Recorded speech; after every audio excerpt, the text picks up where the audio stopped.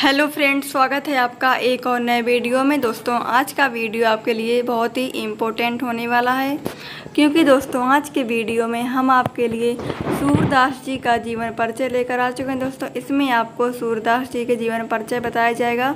इसके साथ ही आपको इनका साहित्यिक परिचय, इनकी रचनाएँ क्या हैं, इनकी भाषा शैली क्या है, इन्होंने कौन सी भाषा का इस्तेमाल किया, इनकी शैली क्या क्या है और इनका साहित्य में स्थान क्या क्या है, इन सब के बारे में आपको पूरी की जानकारी हम आपको देने वाले हैं।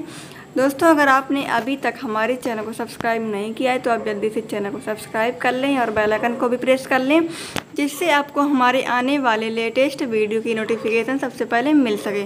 चलिए फ्रेंड्स, देख लेते हैं सूरदास जी का जीवन परिचय। सबसे पहले यह संक्षिप्त परिचय एक नज़र में देख लेते हैं। तो यहाँ पर दिया हुआ इनका नाम है सूरदास। जन्म हुआ था इनका 1478 ईस्वी में। जन्म स्थान है रुनकता ग्राम। मृत्यु है 1583 ईस्वी। मृत्यु का स्थान है पारसौली। पिता का नाम पंडित रामदास। गुरु का नाम है आचार्य वल्लभाचार्य। भक्ति है इनकी कृष्ण भक्ति। ब्रह्म का रूप सगुण। निवास स्थान श्रीनाथ मंदिर। भाषा है ब्रज। काव्य कृतियाँ हैं सूरसागर, सूरसारावली, साहित्य लहरी। साहित्य में योगदान है इनका कृष्ण की बाल लीलाओं तथा कृष्ण लीलाओं का मनोरम चित्रण किया है। रचनाएं हैं इनकी सूरसागर, साहित्य लहरी, सूरसारावली। फिर इसके बाद इनका जीवन परिचय देख लेते हैं। भक्तकालीन महाकवि सूरदास का जन्म रुनकता नामक ग्राम में 1478 ईस्वी में पंडित रामदास जी के घर पर हुआ था। पंडित रामदास सरस्वत ब्राह्मण थे। कुछ विद्वान से ही नामक स्थान को सूरदास का जन्मस्थल मानते हैं। सूरदास जन्म से अंधे थे या नहीं, इस संबंध में भी विद्वानों में मतभेद हैं। विद्वानों का कहना है कि बाल मनोवृत्तियां एवं चेष्टाओं का जैसा सूक्ष्म वर्णन सूरदास जी ने किया है, वैसा वर्णन कोई जन्मांध व्यक्ति कर ही नहीं सकता। इसलिए ऐसा प्रतीत होता है कि वे संभवतः बाद में अंधे हुए होंगे। वे हिंदी भक्त कवियों में शिरोमणि माने जाते हैं। सूरदास जी एक बार वल्लभाचार्य जी के दर्शन के लिए मथुरा के गऊ घाट आए और उन्हें स्वरचित एक पद गाकर सुनाया। वल्लभाचार्य ने तभी उन्हें अपना शिष्य बना लिया। सूरदास की सच्ची भक्ति और पद रचना की निपुणता देखकर वल्लभाचार्य ने उन्हें श्रीनाथ मंदिर का कीर्तन भार सौंप दिया। तभी से वह मंदिर उनका निवास स्थान बन गया। सूरदास जी विवाहित थे तथा विरक्त होने से पहले वे अपने परिवार के साथ ही रहते थे। फिर इसके बाद दिया हुआ है, वल्लभाचार्य जी के संपर्क में आने से पहले सूरदास जी दीनता के पद गाया करते थे तथा बाद में अपने गुरु के कहने पर कृष्ण लीला का गान करने लगे। सूरदास जी की मृत्यु 1583 ईस्वी में गोवर्धन के पास पारसौली नामक ग्राम में हुई थी। फिर इसके बाद इनका साहित्यिक परिचय दिया हुआ है। सूरदास जी महान काव्यात्मक प्रतिभा से संपन्न कवि थे। कृष्ण भक्ति को ही इन्होंने काव्य का मुख्य विषय बनाया।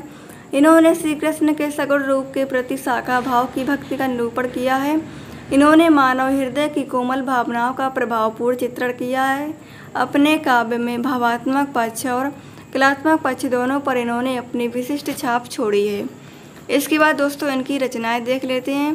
दोस्तों, अगर आपको वीडियो पसंद आ रहा हो तो वीडियो को जल्दी से लाइक कर दीजिएगा और आपके जितने भी दोस्तों अपने दोस्तों को ये वीडियो शेयर कर दीजिएगा, जिससे वो भी देख सकें कि सूरदास जी का जीवन परिचय किस तरीके से लिखा जाता है। दोस्तों, सूरदास जी का जीवन परिचय बोर्ड एग्जाम के लिए भी काफ़ी इम्पोर्टेंट है। हर साल बोर्ड एग्जाम में जीवन परिचय आता है दोस्तों, तो आप लोग अच्छे से देखिएगा सूरदास का जीवन परिचय किस तरीके से लिखा जाएगा। कृतियाँ देख लेते हैं। इनकी कृतियाँ दी हुई हैं। भक्त शिरोमणि सूरदास जी ने लगभग 1.25 लाख पदों की रचना की थी, जिनमें से केवल 8 से 10,000 पद ही प्राप्त हो पाए हैं। काशी नागरी प्रचारणी सभा के पुस्तकालय में ये रचनाएं सुरक्षित हैं।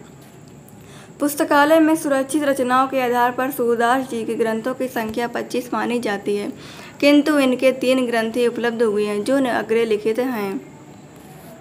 नंबर 1 इनकी रचना है सूरसागर। यह सूरसागर जी की एकमात्र प्रमाणिक कृति है। यह एक गीति काव्य है जो श्रीमद् भागवत ग्रंथ से प्रभावित है। इसमें कृष्ण की बाल लीला, गोपी प्रेम, गोपी विरह, उद्धव गोपी संवाद का बड़ा मनोवैज्ञानिक और सरस वर्णन है। इसके बाद इनका दोस्तों देख सकते दोहा दिया हुआ यहाँ पर। साहित्य लहरी सूरसागर, सूरसारावली। श्री कृष्ण जी की बाल छवि पर लेखनी अनुपम चली। सूरसारावली यह ग्रंथ सूरसागर का सार भाग है, जो अभी तक विवादास्पद स्थिति में है, किंतु यह भी सूरदास जी की एक प्रमाणिक कृति है। इसमें 1107 पद हैं। साहित्य लहरी इस ग्रंथ में 118 दृष्टकूट पदों का संग्रह है तथा इसमें मुख्य रूप से नायिकाओं एवं अलंकारों की विवेचना की गई है। कहीं कहीं श्री कृष्ण की बाल लीलाओं का वर्णन तथा एक दो स्थलों पर महाभारत की कथा के अंशों की झलक भी दिखाई देती है। भाषा शैली इनकी दी हुई है।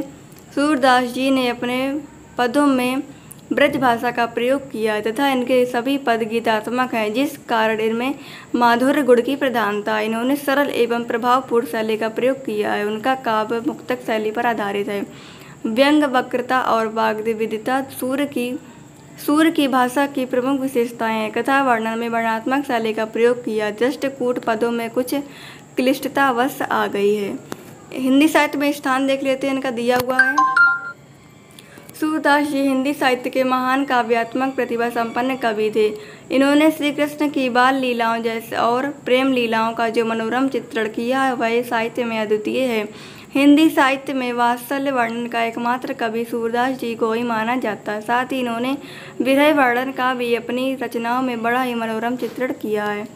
फिर इसके बाद दोस्तों आप देख सकते हैं इनका विवाह किसके साथ हुआ था और इनके गुरु कौन थे। तो विवाह इनका कहा जाता है कि सूरदास जी ने विवाह किया था।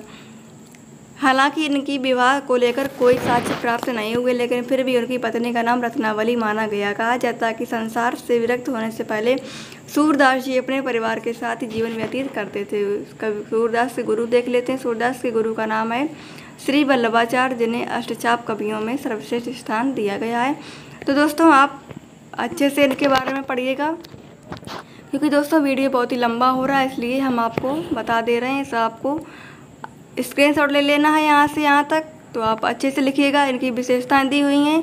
फिर इसके बाद दिया इनकी मृत्यु कब हुई थी, क्या सूरदास जन्म से अंधे थे, सबकी दोस्तों सबके बारे में यहाँ पर आसानी से आसान शब्दों में बताया गया है। तो आप अच्छे से नोट कर लीजिएगा या फिर आप इसका स्क्रीनशॉट लेकर रख लीजिएगा।